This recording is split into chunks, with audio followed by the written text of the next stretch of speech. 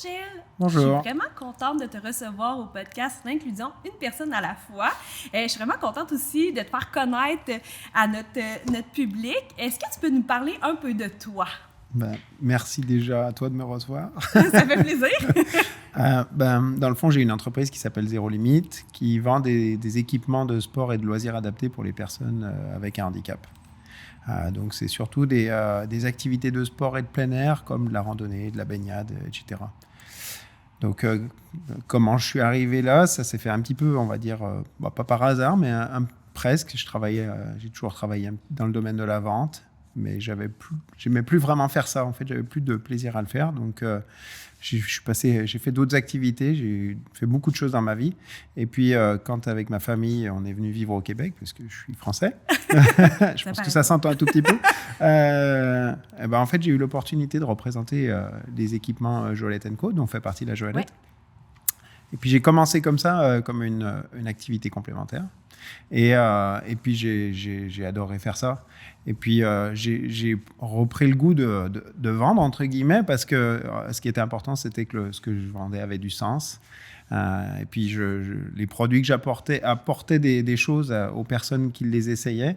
Et souvent, ça apportait du bonheur, beaucoup de sentiments positifs. Ah ouais, c'est vrai. Puis ce que tu dis, là, c'est fou, là, parce qu'on a eu Marisol au podcast. Marisol a essayé vos produits. Puis ça lui a redonné une liberté qu'elle n'avait pas, tu sais, d'aller se promener dans les sentiers ou faire des activités qu'elle ne pouvait plus faire grâce à vos produits. Fait que ça a vraiment une grosse différence. C'est ça. Et puis, donc, c'est sûr que de voir que ça faisait du bien aux gens, ça fait du bien aussi à soi-même. Oui, vraiment. Ça donne vraiment encore plus une raison de le faire. Exactement. Oui, c'est pas vendre un produit pour vendre un produit. Là. Non. Ouais. Et donc, j'ai eu envie de le faire plus et que ce soit plus qu'une activité complémentaire.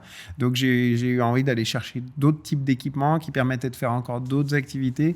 Et puis, au début, je faisais ça comme travailleur autonome. Et puis, j'ai créé une entreprise pour vendre d'autres équipements.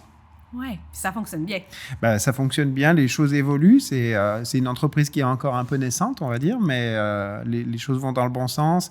Puis, commence à toucher à vraiment des activités très, très variées. Comme je disais, il y avait la randonnée, il y avait la baignade. Puis maintenant, il y a un équipement pour faire du cheval, il y a un équipement pour faire du patin à glace à l'aide d'un fauteuil roulant, des promenades en ski. Donc, ça touche à plein de domaines. Donc, c'est le fun. Il y a de l'hiver, il y a de l'été.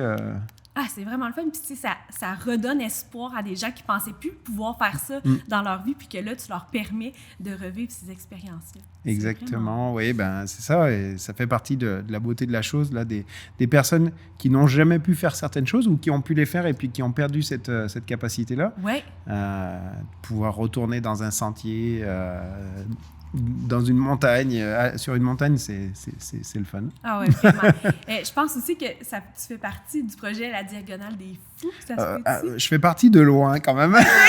Je suis pas assez fou. Faire partie de ceux qui font on se connaît très très bien. C'est sûr qu'ils utilisent une Joëlette, donc on se connaît vraiment bien. Il y a des personnes de Réseau Autonomie Santé qui sont impliquées dans le projet. Éric Sévlec, Denis Laliberté de Victoriaville et Réseau Autonomie Santé. C'est des gens, on se connaît. Donc oui, moi je suis impliqué, mais plus dans le suivi parce que c'est un super beau projet. Oui, vraiment, oui. Qu'est-ce que ça signifie l'inclusion pour Gilles? Pour moi, l'inclusion, c'est très, très large.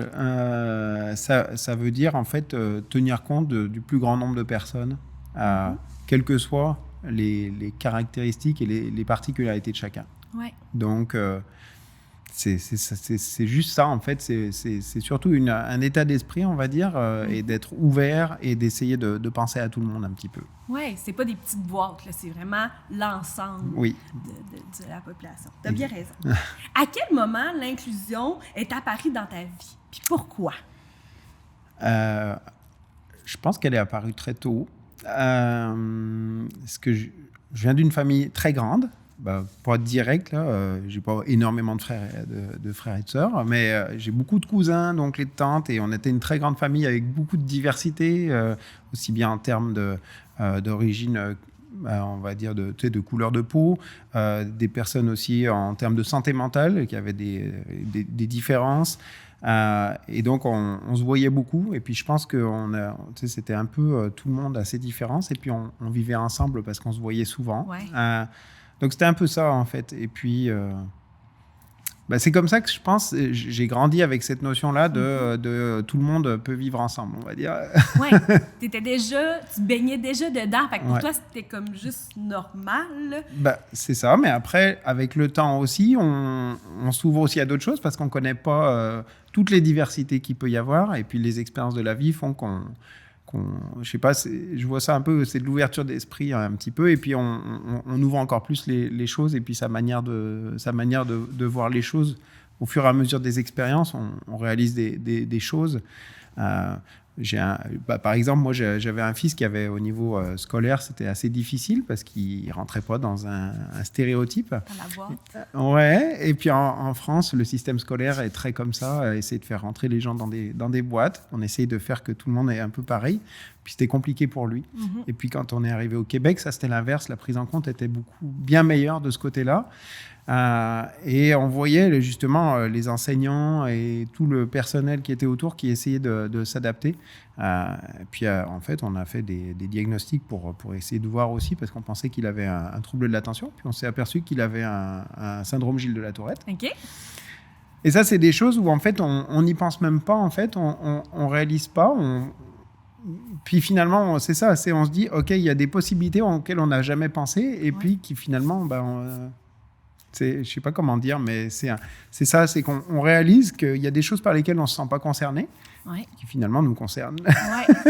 Puis, tu sais, cet impact-là a sûrement eu un impact encore plus grand sur toute, tu sais, dans sa classe, dans sa vision de vie, dans votre vision de vie aussi, qui a amené encore plus d'inclusion, d'acceptation, d'ouverture. Là. Tout à fait. Ouais.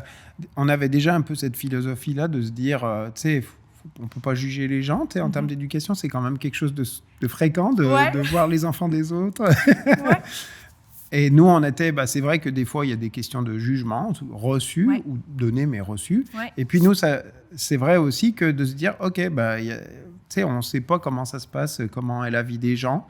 Et nous, ça nous a changé ça. Et puis notre fils, c'est sûr que ça lui a beaucoup changé les choses à lui aussi, de pouvoir comprendre quelle était sa différence par rapport aux autres personnes. Ouais.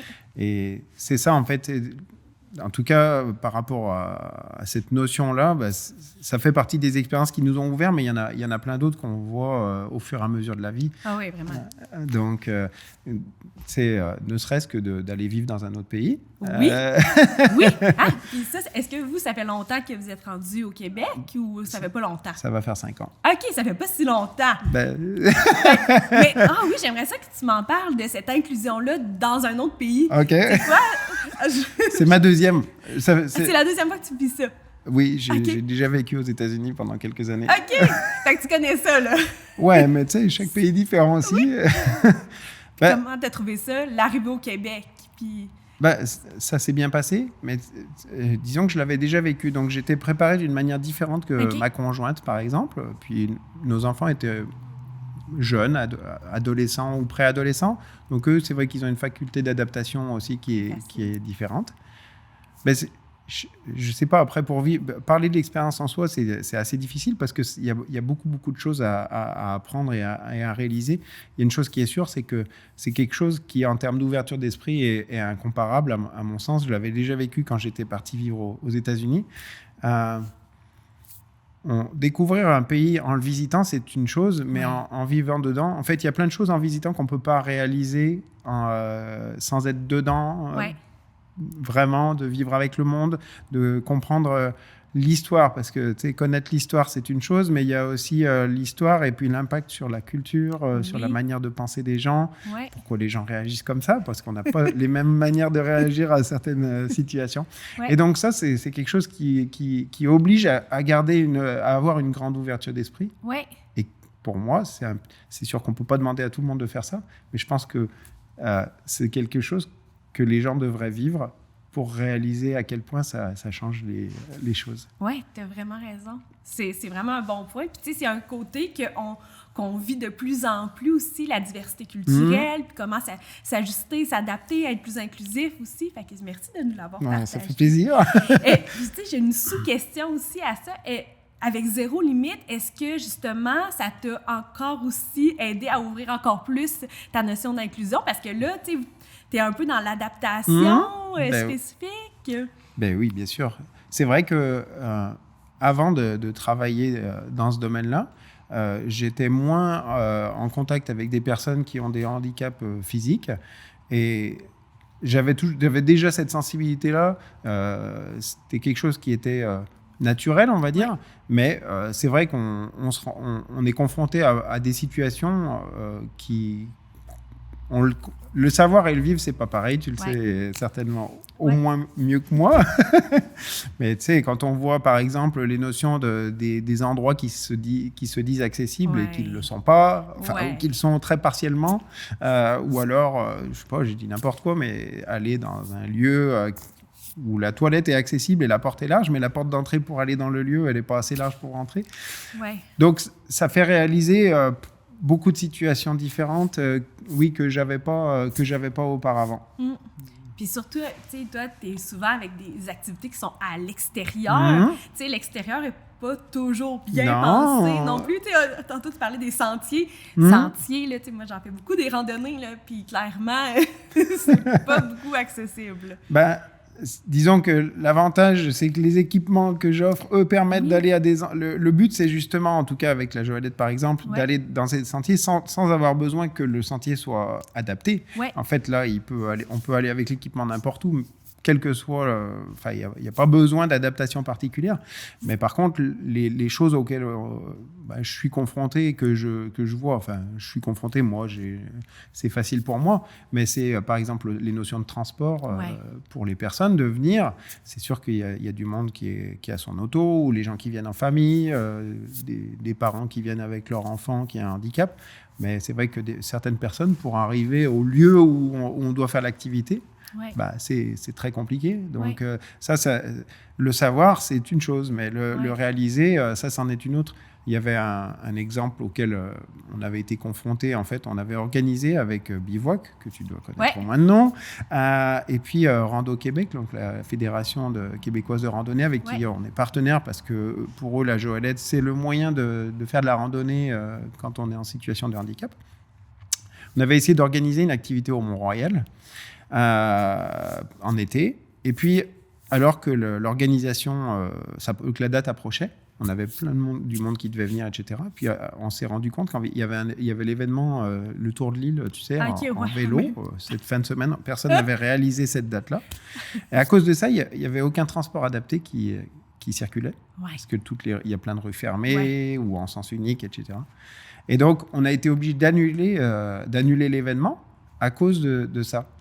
Et donc, tu te dis, c'est Montréal, c'est quand même une très grande ville, et à cause d'un événement, les personnes à mobilité réduite ne peuvent pas se déplacer et venir participer à un événement qu'on veut organiser. Okay, c'est sûr qu'il y avait l'aspect, nous, on peut pas forcément, ça va être compliqué de nous y rendre, mais en plus, si les personnes qui doivent participer, elles ne peuvent pas.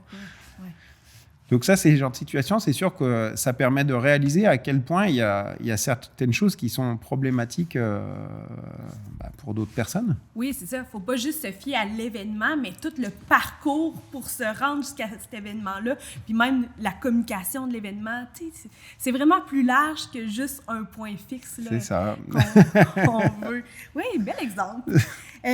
Depuis que l'inclusion est rentrée dans ta vie, mais là, on sait que toi, tu es comme baigné dedans dès le départ, là. Comment qu'elle a évolué au fil des années? Parce que, tu sais, moi, je vois ma vision de l'inclusion qui a vraiment beaucoup évolué dans les 20 dernières années, mais sûrement que toi aussi, ça l'a évolué ou pas tant que ça? Comme je disais, elle a évolué avec les événements. Puis j'ai déjà un petit peu répondu, en tout cas, et puis c'est un très gros sujet, mais c'est sûr que, comme je le disais, tu sais... En vieillissant et avec les expériences, c'est ce que je disais, avec notre fils et son syndrome, comme je disais, vivre l'émigration et l'immigration 2 fois, en tout cas pour moi. Comme je disais, en fait, c'est vraiment la seule chose, le regard comme il change, c'est que en fait, on voit de plus en plus de choses. En fait, et on a les yeux de plus en plus ouverts, j'ai envie de dire, d'une certaine manière. Et donc, ça donne une vision plus large, mais aussi dans un sens, ça donne aussi une vision plus précise, parce qu'on voit vraiment plus les petites choses en fait qui semblent pas normales finalement, qui sont normales dans notre mode de vie, mais qui finalement ne devraient pas être comme ça ou ont besoin d'évoluer. Ouais. Donc, je dirais, c'est ça l'histoire, c'est ça. C'est avec le temps, on voit plus les choses. Oups, pardon. Oui, puis, tu sais, mettons, toi, tu le nommes que toi, t'en vois beaucoup de diversité, mais c'est pas la même chose pour tout le monde. Il y en a qui sont pas mis en contact avec tant de diversité que ça. Fait que leur ouverture au monde, elle est différente. Fait que plus on va voir cette diversité-là dans nos vies, plus notre ouverture va être grande. Est-ce que tu vois aussi un changement, tu sais, peut-être pas dans ta mentalité, mais dans la mentalité des gens autour qui a évolué à travers le temps? Oui. La population. Dans les deux sens. Oui, dans le bon et dans le mauvais sens. OK, oui, je veux savoir. Dans le bon sens, parce que il y a quand même une prise de conscience, on voit quand même une certaine évolution pour qu'il y ait plus d'inclusion de certaines choses, prendre plus en compte les différences au niveau de la sexualité, au niveau de l'intégration, pardon, au niveau du handicap. Ouais. Il y a de plus en plus d'actions qui s'organisent, des événements, des organisations à but non lucratif qui participent et qui font des choses. Donc, il y a des choses qui vont vraiment dans le bon sens. Et puis, la nouvelle génération est quand même sensible à ces choses-là. Puis dans le mauvais sens, parce qu'il y a aussi quand même les temps sont durs pour certaines personnes et quand on est dans cette situation comme celle-là, on voit qu'il y a les regards sont un peu tournés, il faut chercher des coupables un petit peu. Ouais. Et ça, je trouve que ça va dans le mauvais sens par rapport à d'autres... tu sais, moi, vu que je suis un immigré ici, hein, donc c'est vrai que je suis très sensible aussi aux questions d'immigration. Ouais. Moi, je suis blanc, donc ça me préserve de certaines choses, on va dire, mais c'est vrai que je suis sensible à ça. Et puis, je vois l'actualité aussi et tout ce qui se dit par rapport à l'immigration ici et dans d'autres pays. Et puis, c'est un peu pareil. C'est vrai que vu que les temps sont durs, on a tendance à essayer de chercher un petit peu où sont les problèmes et à les reporter sur certaines choses. Mais la peur du changement aide pas là-dedans. T'sais, le monde sont bien justement dans ce qu'ils connaissent, puis s'ouvrir à la différence, à l'autre, ça prend du temps. Puis tu nommais aussi que là, les générations futures qui s'en viennent sont plus ouvertes, mais c'est ça prend du temps. Là, et on est rassuré par ce qu'on connaît. Oui, exact. Mais ça aussi, c'est quelque part, je pense, c'est aussi une manière d'être et de fonctionner, de garder justement un peu toujours une ouverture d'esprit et de toujours sortir un peu de sa zone de confort pour connaître autre chose que ce dont on a l'habitude. Ouais. Et puis, tu me posais la question ce que c'était de partir vivre dans un autre pays. Ça, c'est pour ça que ça ouvre autant l'esprit. C'est parce que tu es obligé de t'ouvrir à découvrir d'autres choses et d'une autre manière de vivre.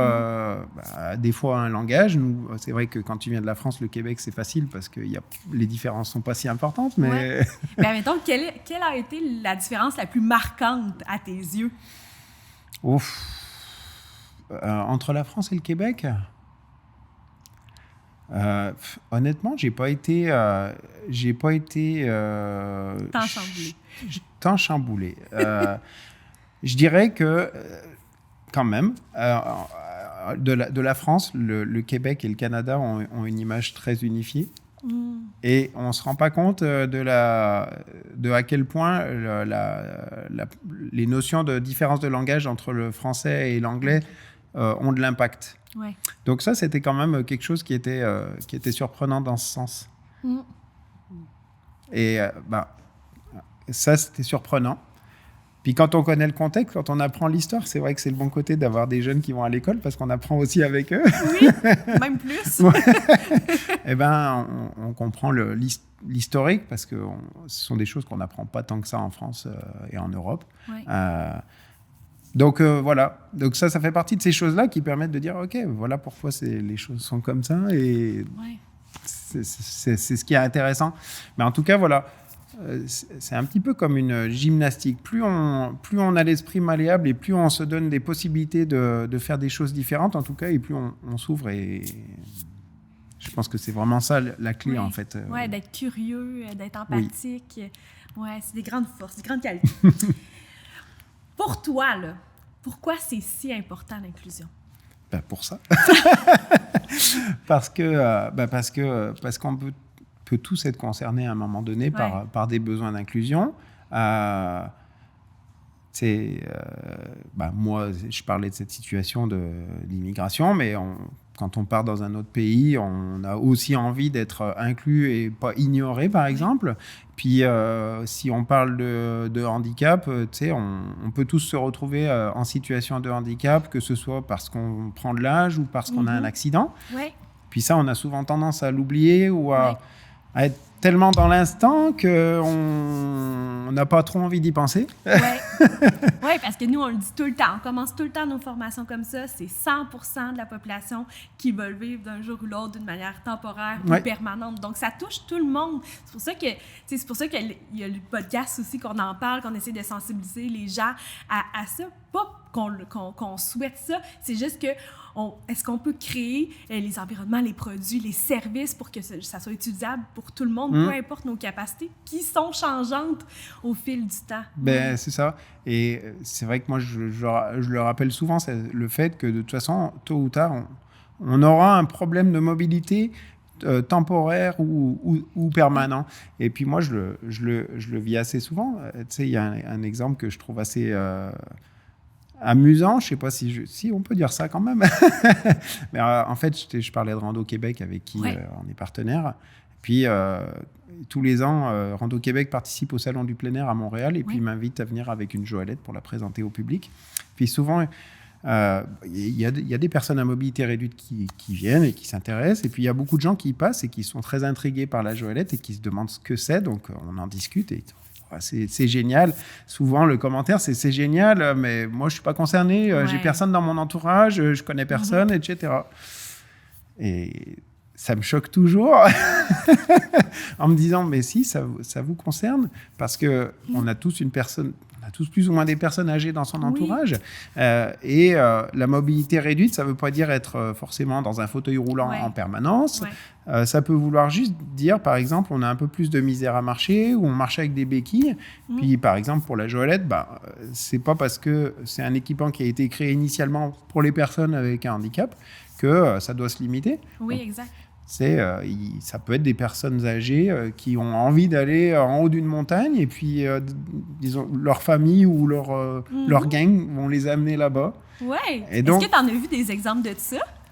Oui, il y en a. Je ne vais pas dire tous les jours, mais il y a un club de marche qui est à Sainte-Anne-de-Beaupré, qui a fait l'acquisition d'une joëlette. En fait, la plupart sont des retraités et puis ils font tous les jours des randonnées. Je crois même en hiver. C'est bien beau. Et ils ont fait l'acquisition d'une joëlette parce qu'ils avaient une personne dans leur groupe qui ne pouvait plus vraiment suivre. Bon, en plus, elle avait une maladie. Enfin, elle a toujours une maladie. Mais, donc, elle n'était plus en capacité de sortir prendre l'air. Donc, ils ont dit, nous, on voudrait pouvoir l'emmener. Donc, ils ont acheté une joëlette et puis... Et régulièrement, ils sortent. Et puis maintenant, c'est vraiment le fun parce qu'ils font même de la sensibilisation.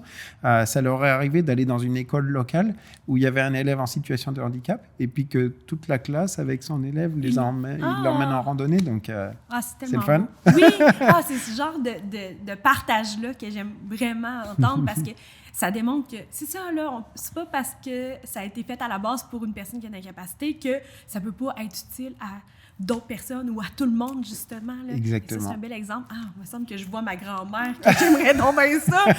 Il faire monter une montagne, là, que, tu sais, ça fait des années qu'elle n'a pas fait ça, là, monter une montagne. Ouais. Et après aussi, il y a aussi un côté, même... des fois, ça demande aussi des adaptations psychologiques pour les personnes, par exemple, qui ont un handicap. Parce que c'est vrai que la joëlette, la personne, elle a un rôle assez passif parce qu'elle est accompagnée de 2 personnes, une à l'avant, une à l'arrière, qui va l'emmener. Puis elle ne fait pas d'action. Donc pour des personnes qui sont en situation de handicap et qui ont l'habitude d'être en fauteuil et de se déplacer par elles-mêmes, d'être autonomes, il y a ce côté-là. Des fois, je n'ai pas envie de dépendre d'autres personnes pour faire une activité. Donc il y a des personnes qui sont réticentes à ça. Mais il y a des personnes qui... on discutait tantôt de Denis Laliberté, qui est quand même... lui, il fait beaucoup d'activités, et puis il fait notamment de la joëlette. Lui, je trouve que son approche, elle est le fun, parce que il est prêt, il le fait parce qu'il dit ça me permet de faire des choses que de toute façon, je ne serais pas en mesure de faire par moi-même. Et c'est ça, en fait, l'idée. C'est de dire, on n'est pas obligé de faire ça tout le temps. Puis après, il y a des gens qui ont le droit de ne pas avoir envie d'en faire du tout, c'est correct. Mais en tout cas, c'est ça l'idée. C'est pas de dire je suis dépendant ou je suis pas dépendant. L'idée, c'est juste de faire un truc et de s'ouvrir l'esprit pour sortir de sa zone de confort. Vraiment. Vivre une expérience, là. Oui. C'est un bel exemple. Pour finir, quel souhait aurais-tu pour l'inclusion? Écoute, on a parlé d'ouverture d'esprit. Moi, c'est vraiment ça pour moi. C'est ce qui est vraiment important, c'est d'arriver à faire en sorte que les gens arrivent à avoir une ouverture d'esprit et à être mis dans des situations qui leur permettent de découvrir des nouvelles choses. Je disais tantôt que quelque part, tout le monde n'est pas fait pour ça, mais vivre l'expatriation, ce serait quelque chose qui est vraiment très, très intéressant pour le monde. Je pense aussi développer des choses, par exemple, dans ma génération, en tout cas, on n'était pas, dans nos écoles, par exemple, il n'y avait pas des enfants handicapés avec les autres, alors qu'il ne devrait pas y avoir les autres, en fait, et en fait, tout le monde devrait vivre ensemble. Donc, on n'a pas été habitués à vivre, et ça a fait qu'il y a des gens qui étaient mal à l'aise avec l'idée d'être avec des personnes avec un handicap, qui ne savaient pas leur parler, etc.